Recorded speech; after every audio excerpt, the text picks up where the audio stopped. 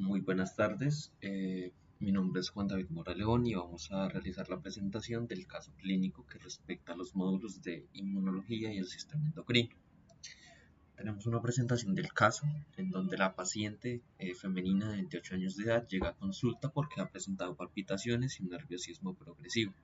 Además, ella refiere que ha bajado 6 kilogramos en 2 meses a pesar de que su apetito ha aumentado. Menciona también que ha presentado una sensación exagerada de calor, dificultad para conciliar el sueño, temblor y ansiedad, y menciona que 2 días antes se tomó sus signos vitales en casa. Ella recuerda que tuvo una frecuencia cardíaca de 112 latidos por minuto, una tensión arterial de 130-70 y una frecuencia respiratoria de 24 respiraciones por minuto. Evidentemente, la paciente está cursando con una aceleración como tal de su metabolismo, similar por ejemplo a un síndrome constitucional. Sin embargo, está presentando una serie de manifestaciones que son muy sistémicas. Por tanto, se sospecharía más sobre todo una hipertiroidismo en la cual la paciente está teniendo un aumento de su tasa metabólica y está entrando a lo que vendría siendo el catabolismo. Por tanto, se le ordena unos estudios complementarios que van a ser los niveles de TSH y de hormona tiroidea. Consistentemente, la paciente presenta una TSH sumamente disminuida por debajo de los niveles normales y una T4 y T3 aumentada, casi al doble de los niveles que se consideran normales, lo que de alguna forma indica que realmente la paciente está cursando con este evento. Ahora bien, para poder explicar como tal este tipo de patologías, es necesario abordarlo desde un punto de vista fisiológico. Inicialmente, para conocer cómo es que se da como tal la patología. Entonces, hay que mencionar, por ejemplo, que la glándula tiroides es una glándula pequeña endocrina que está ubicada en la base del cuello. Esta está compuesta por una serie de células foliculares, ¿no?, que constituyen estructuralmente los folículos tiroideos, en donde se van a almacenar como tal las hormonas tiroideas que se van a secretar. Por otra parte, va a tener una producción de un montón de hormonas secretoras, dentro de las cuales se destaca, por un lado, T3 y T4, que son hormonas que actúan a nivel del metabolismo, estimulándolo o aumentándolo, y la calcitonina, que es una hormona que participa regulando como tal los niveles de calcio y la densidad del hueso.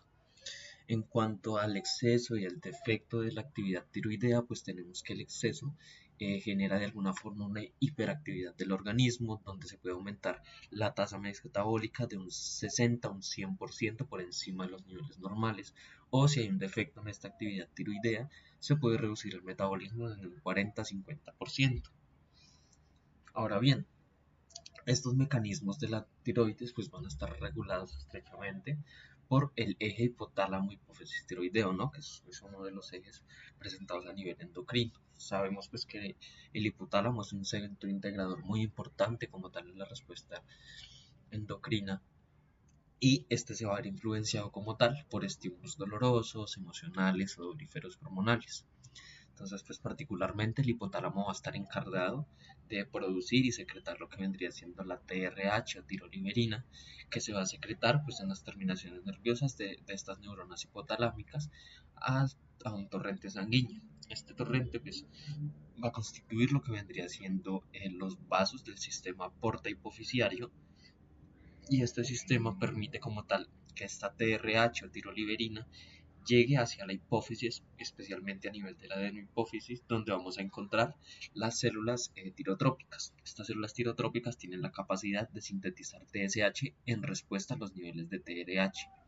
La TSH, que es la hormona estimulante tiroides, va a llegar al torrente sanguíneo y se va a direccionar hacia lo que vendría siendo la glándula tiroidea, en donde va a interactuar con su receptor específico, que es el receptor para la hormona estimulante de tiroides, y en respuesta a ello, va a haber una producción como tal de hormonas tiroideas. Estas hormonas tiroideas se van a producir en una proporción de un 93% para T4 tirosina y un 7% para la T3. Se menciona en la literatura, de alguna forma, que la T4 es una forma inactiva, ¿no?, que a nivel de los tejidos se va a convertir en T3, que es la forma efectora como tal. Una vez se alcanzan unos niveles séricos de esta hormona, pues van a estar en nivel sanguíneo, van a llegar al cerebro y van a ejercer un feedback negativo. ¿Qué quiere decir esto? Cuando tenemos una elevación de la hormona tiroidea, llámese T4 o T3, el hipotálamo va a censar esto y va a disminuir la producción de TRH para mantener los niveles séricos de esta hormona. ¿Cómo funciona este receptor de la hormona estimulante de tiroides? Básicamente es un receptor acoplado a proteína G, ¿no? Que se puede dimensionar de dos formas. Por un lado, la activación de la proteína GS pues me va a generar evidentemente la activación de la adenilactociclasa, el aumento de AMP cíclico intracelular como segundo mensajero y la consecuente activación de la fosfoquinasa A. Esto va a desencadenar que tengamos un aumento en la expresión del importador sodio-yodo, un aumento en la expresión de la tiroglobulina, que es una proteína muy importante que veremos a continuación, y el aumento de la función de la peroxidasa tiroidea. Por otra parte, por el lado de la activación de la proteína GQ, pues vamos a tener la vida de la fosfolipasa C, que recordemos que consta pues en la degradación de lípidos de membrana para obtener inositol trifosfato y el diacilglicerol, que consecuentemente me van a activar la fosfoquinasa C y la calmodulina dependiente de calcio. En términos generales, pues esto es lo que van a facilitar es aumentar como tal los niveles de yodo, van a generar un peróxido de hidrógeno, van a producir o estimular la ionización de la tiroglobulina y van a generar una activación constitutiva de la óxido nítrico sintasa. ¿Por qué es importante mencionar esto? Básicamente, a nivel de las células como tal foliculares de la tiroides, pues se va a dar como tal estos procesos para el ensamblaje de la hormona tiroidea, pues como lo mencionamos anteriormente. Esto va a tener una mayor expresión del importador sodio-yodo, que va a depender de la activación previa de una bomba sodio-potasio TPase, que recordemos pues que esta genera como tal ese gradiente de concentración que favorece que se genere de alguna forma una concentración muy elevada de sodio extracelular que posteriormente va a ingresar a la célula. Ese sodio a través del importador va a permitir el ingreso de una molécula de yodo por cada 2 moléculas de sodio. El yodo que entra a nivel intracelular, ¿no? Desde el espacio vascular, va a ingresar como tal a una región que se van a llamar como tal la región coloide o la luz de lo que vendrían siendo los folículos, ¿no? Que es donde van a estar presentes las hormonas tiroideas, es donde se almacenan. Entonces este yodo, a través de una pendrina, que es un transportador contratransportador, en donde ingresa cloro y exporta el yodo, pues va a salir a este espacio coloide, en donde va a ser catabolizado por una peroxidasa. Realmente es un proceso de oxidación el que va a sufrir este yodo para que éste pueda generar como tal un acoplamiento a una tiroglobulina que ha sido previamente sintetizada a nivel del retículo plasmático y el aparato de Golgi en respuesta pues a la vía de la proteína GS como lo habíamos mencionado anteriormente. Este proceso en el que se acopla estas moléculas de yodo a la tiroglobulina me va a dar como producto diferentes, digámoslo así, mediadores metabólicos o precursores metabólicos. ¿En qué sentido? Vamos a tener que estos yodos se van a adherir a unos aminoácidos de tirosina presentes en la tiroglobulina y van a constituir lo que vendrían siendo monoyodotirosina, diyodotirosina, la triyodotironina y la tirosina, pues que serían la T3 y la T4 respectivamente. Es importante mencionar que en estos procesos de ensamblaje, pues por ejemplo, una diyodotirosina es el producto de la unión de dos monoyodotirosinas, ¿no? Que serían dos moléculas de yodo. Y por su parte, la triyodotironina o la triyodotironina reversa o la tirosina, pues van a depender del orden en que se den estos demás ensamblajes de estos precursores que habíamos mencionado anteriormente. Una vez se establecen como tal y se requiere de una secreción de hormona tiroidea, se van a absorber todas estas moléculas en forma de vesícula pinocítica. Entonces se va a absorber como tal una gota de coloides al interior de la célula, en donde por medio de unas proteasas se van a realizar una serie de escisiones específicas que permiten la liberación de tanto T3 como T4 y permiten como tal lo que vendría siendo un proceso de reciclaje, sí, de estos precursores, pues que no llegaron como tal a la hormona tiroidea, como lo son la monoyodotirosina y la diyodotirosina, que van a reciclarse y van a participar en el ensamblaje de moléculas posteriores. Una vez tenemos estas como tal hormonas a nivel sanguíneo, pues estas tienen que llegar a su receptor diana, que está a nivel sistémico y son receptores intracelulares. Una vez se encuentran como tal en el torrente sanguíneo, pues estas tienen que viajar acopladas a algunas proteínas, que son las globulinas transportadoras de tirosina, la globulina fijadora de tirosina, que son altamente afines a T4, y la albúmina, que pues puede transportar tanto T4 como T3. En la literatura se menciona pues que T4 digamos que es mucho más afín a estos tipos de proteínas transportadoras y eso retarda un poco su liberación y su paso a través de las células. Por ende, pues se alcanzan unos niveles séricos en sangre y se retarda como tal un poquito la función.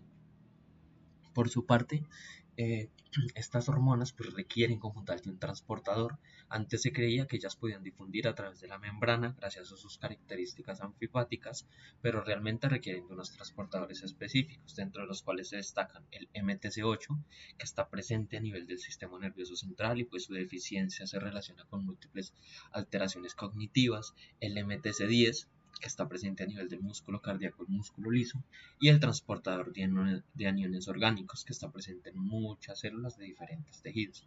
Y lo que van a hacer es como tal permitir el paso de esta hormona al citoplasma de las células diana, en donde la T4 en su gran mayoría por una yodasa o desyodasa va a perder ese yodo adicional y se va a convertir en la T3, pues, que es la molécula de alguna forma efectora, ¿no? Que se va a unir a su receptor nuclear. Este receptor pues, es el receptor de hormona tiroidea que particularmente se encuentra asociado al receptor retinoide X, que recordemos que pues, este receptor participa como tal en la modulación de la respuesta y la transcripción de los genes a nivel nuclear. Una vez se une la T3 a su receptor, pues se va a generar evidentemente una respuesta, una transcripción genética y se van a producir ARNs mensajeros que van a codificar para diferentes proteínas. Entonces, pues como esto actúa a nivel sistémico, vamos a tener muchos efectos, como crecimiento, desarrollo del sistema nervioso central.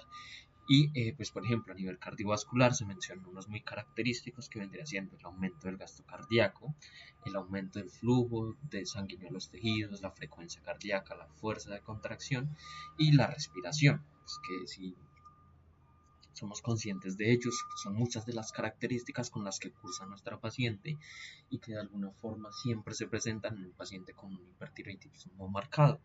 Por otra parte, pues desde una perspectiva metabólica, vamos a tener un aumento de la expresión de las mitocondrias, un aumento del funcionamiento de las bombas sodio potasio ATPasa, va a haber un aumento del consumo de oxígeno, pues que de alguna forma es reflejo a el aumento de mitocondrias y el aumento de la respiración. Vamos a tener una mayor absorción de glucosa. Esto se va a dar pues a nivel intestinal, pero además a nivel hepático se va a estimular la gluconeogénesis. Y un fenómeno muy característico es que se genera la lipólisis. Se menciona pues que se van a degradar como tal los contenidos de las lipoproteínas, pero esto da pie a que se aumenten como tal los ácidos grasos libres en sangre, pues que favorecen de alguna forma el estrés oxidativo cuando esto no se logra controlar. Vamos a tener un aumento de la síntesis proteica, pero también hay que tener presente que en esta estimulación tiroidea pues hay un aumento consistente de la demanda metabólica. ¿Qué ocurre cuando un cuerpo no tiene los metabolitos necesarios, pero si tiene mucha demanda metabólica? Pues corresponde a eventos de catabolismo, por ejemplo, catabolismo del músculo, en donde se comienzan a sacar proteínas para poder sintetizar diferentes mediadores bioquímicos que son necesarios para la supervivencia celular. Desde este punto de vista, pues tendríamos catabolismo proteico, degradación de grasas, acumulación de ácidos grasos libres, lo que corresponde pues a un síndrome de alguna forma constitucional que baja como tal de peso a los pacientes con hipertiroidismo. Además, esta degradación constante de lípidos también está muy relacionada con lo que vendría siendo la termogénesis y la intolerancia al calor, que son otras de las características que presenta nuestra paciente. Ahora bien, esta paciente, pues, cuando se le realizó el examen físico, se encontraron unos hallazgos muy particulares. Esta conservaba una piel caliente y húmeda, consecuente con lo que hemos mencionado, presentaba un bocio difuso e indoloro y un leve exoftalmo bilateral, y pues unos signos vitales que son consistentes con los que ya había indicado, que están evidentemente elevados. Esto pues llamó la atención, por lo tanto se le preguntan sobre los antecedentes como tal que tiene esta persona, antecedentes familiares, y ella mencionó que su madre sufría de una enfermedad autoinmune, pero pues no recuerda realmente cuál era esa enfermedad. Esto pues indica que probablemente esta paciente esté cursando también con una enfermedad autoinmune que de alguna forma esté favoreciendo el desarrollo del hipertiroidismo. Por tanto, pues se le envía una prueba serológica y se encuentra pues que la paciente tiene los anticuerpos anti-TSHR positivos. Es decir, hay anticuerpos generados contra los propios receptores de la hormona estimulante de tiroides, lo que indica evidentemente que pues, esta paciente tiene un compromiso autoinmune. Teniendo en cuenta su edad, la clínica que hemos evidenciado y el hecho de que tengamos anticuerpos positivos, esta paciente lo más probable es que curse con la enfermedad de Graves. Esta enfermedad de Graves, pues particularmente genera hipertiroidismo, pero en la literatura se menciona de alguna forma que puede cursar con otros síntomas característicos. Entonces, pues se plantean que hay tres tipos de anticuerpos generados. Se pueden generar anticuerpos bloqueadores, que serán en este caso, ¿no?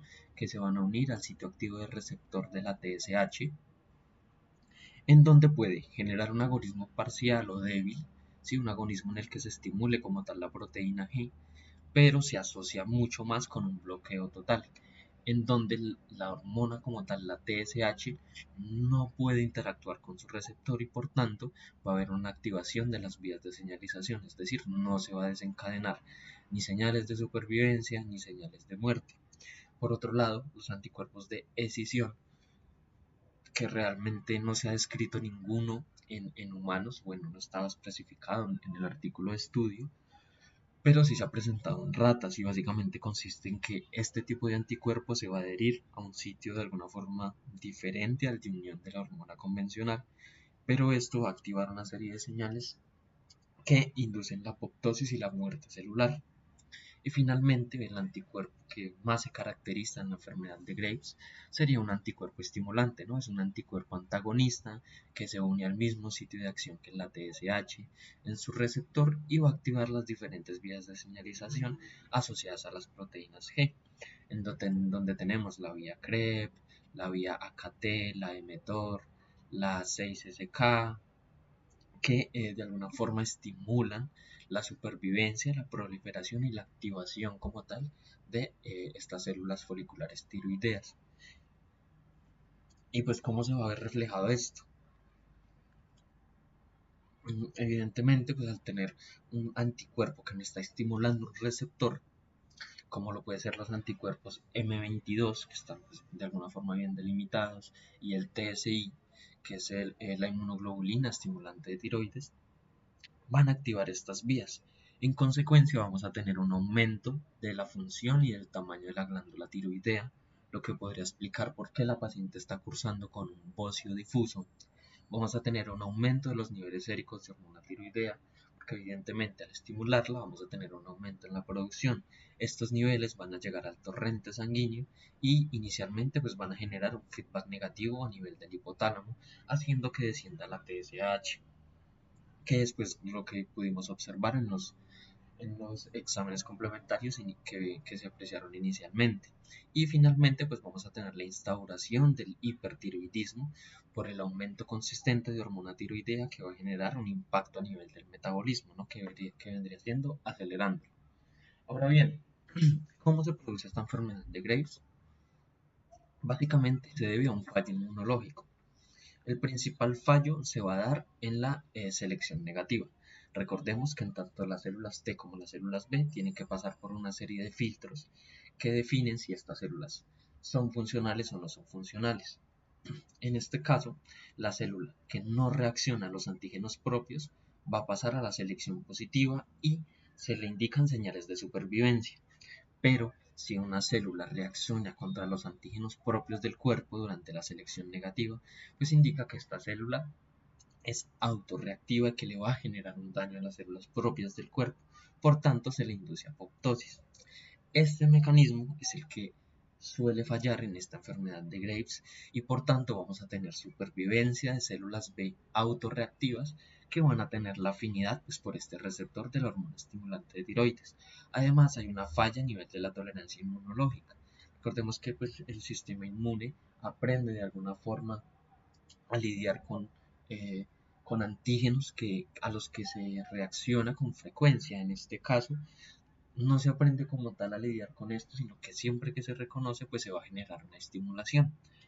Entonces, ¿qué es lo que ocurre? Pues estas células B, que son autorreactivas, van a reconocer este receptor como un antígeno negativo, van a producir una activación de células T foliculares, que son células T locales. Estas van a producir lo que vendría siendo interleuquina 4 e interleuquina 22, que particularmente no es una reacción inflamatoria como tal, sino que favorecen como tal el establecimiento y la producción de las inmunoglobulinas G. Estas inmunoglobulinas son las que mencionamos anteriormente, que es la M22 y la TSI, que van a estimular como tal estos receptores. Entonces, pues en esto radica como tal lo que vendría siendo esta etapa estimulatoria y que favorece el establecimiento del hipertiroidismo. Pero ahora bien, la paciente cursaba con un exoftalmo.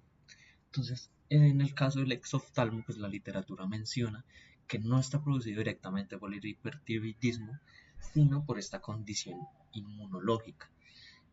Lo que ocurre es que hay una serie de órganos y una serie de áreas en las que también se expresa este receptor para la hormona estimulante de tiroides, que no son la tiroides, como lo son los fibroblastos orbitarios. Entonces, los fibroblastos orbitarios pues van a estar a nivel del globo ocular y estos se encuentran asociados al receptor del factor de crecimiento similar a la insulina.